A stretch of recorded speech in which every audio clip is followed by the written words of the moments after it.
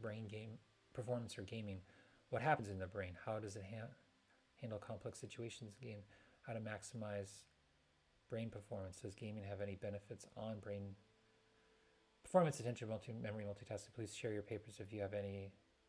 Okay. So the way academics works, it's so difficult.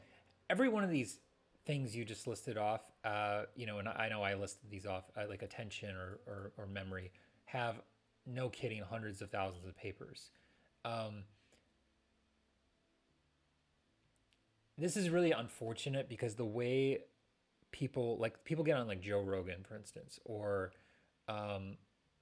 any public scientist, they are always aggressively overhyping personal contributions and the rate at which we're advancing. And it is an painfully incremental process. And it's borderline tragic because it's probably long and significant compared to our lives, our lifespans. So it's not that in order to explain the significant of like one of the findings I found, I would have to bury you in context, and I could do that with one as an example.